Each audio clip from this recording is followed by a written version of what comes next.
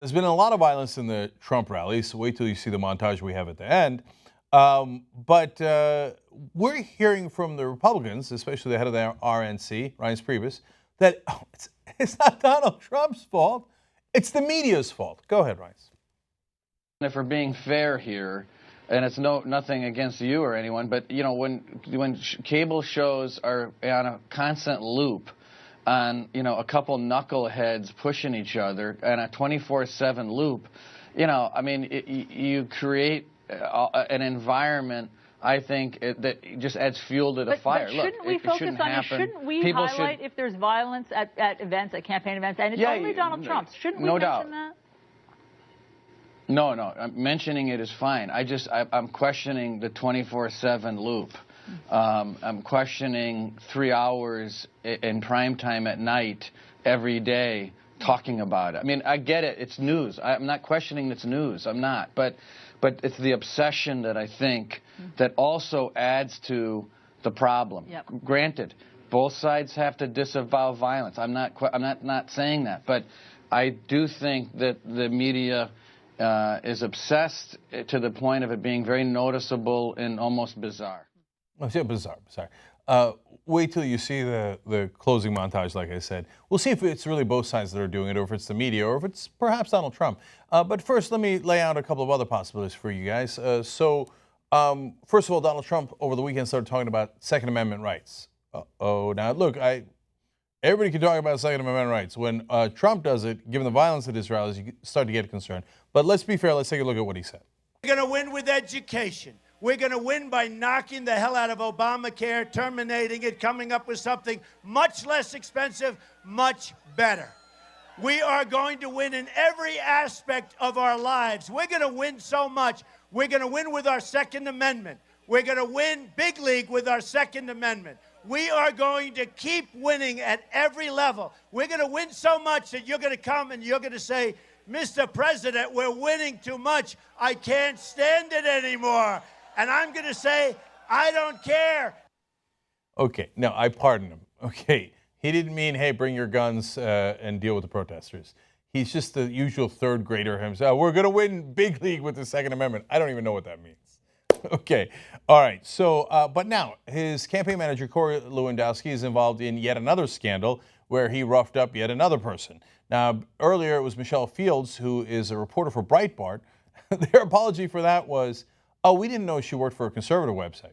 Oh, so you assumed she was a reporter that was just doing her job when you threw her around and bruised her arm, etc. And eventually they never admitted it, and she was the one who had to step down from Breitbart. The whole thing is grotesque. Now, he's grabbed another protester by the collar. We've got video of it. Let's watch. Corey Lewandowski, the man in the navy blazer there, caught on camera in what appears to be an altercation between Lewandowski and a protester at a rally last night. You can see on the video Lewandowski apparently pulling the man's collar as a member of Trump's security detail then grabs the protester from behind. The Trump campaign responded saying this, quote, the video clearly shows the protester reacting to the man who pulled him, not to Mr. Lewandowski. Mr. Trump does not condone violence at his rallies, end quote. He's even got security in like sweatpants, those jumpsuits like that they wear on The Sopranos.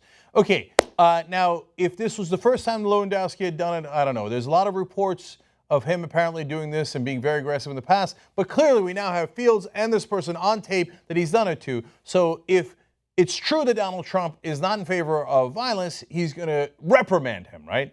Well, he's going to get asked about it from Stephanopoulos. Let's see what he answers. Because the security at the arena, the police were a little bit lax, and he had signs. They had signs up in that area that were horrendous, that I cannot say what they said on the sign, but the ultimate word, and it was all over the camera, and frankly, the television cameras can't take it, and they can't do anything about it, and I will give him credit. Spirit. Now, he didn't touch. He wasn't. Well, the video does show that he touched him. Your private security pulled him, but it does show he grabbed the collar. I mean, I give him credit for having spirit. He wanted them to take down those horrible profanity-laced signs. When your campaign manager assaults someone and you say, by the way, for the second time, and you say, well, I give him credit for having spirit. Now, he said on many occasions that he likes the passion of his supporters as they have physical altercation one after another with protesters. Okay, now, if you don't believe me, luckily we have it all on tape. So this is a combination of CNN and JR. They didn't know where they worked together, but they did, to put together this video that gives you a sense of who might actually be at fault. Are you comfortable, Reince, that Donald Trump has done everything he can to quell violence at his events? You know, look, we're not a party that believes in violence. I think violence begets violence. I was nice. Oh, take your time. The second group, I was pretty nice. The third group, I'll be a little more violent. And the fourth group, I'll say, get the hell out of here. You know, look, we're not a party that believes in violence. He should have been, maybe he should have been roughed up, because it was absolutely disgusting what he was doing. I think violence begets violence. You see somebody getting ready to throw a tomato, knock the crap out of them, would you? Seriously. Okay? Just knock the hell.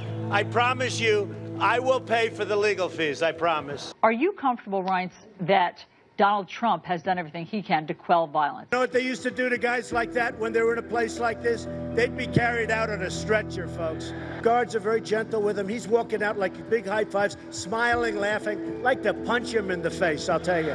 You know, look, we're not a party that believes in violence. The good old days, they'd rip him out of that seat so fast. I think violence begets violence. Get him out. Try not to hurt him. If you do, I'll defend you in court. Don't worry about it. We're not a party that believes in violence. I regret saying any of those things, especially the things that you have said about punching protesters, sending them out on stretchers. No, I don't regret it at all. Some of these protesters were violent. Yeah, I'm not happy about that, and I would always express my feelings about that. I think violence begets violence.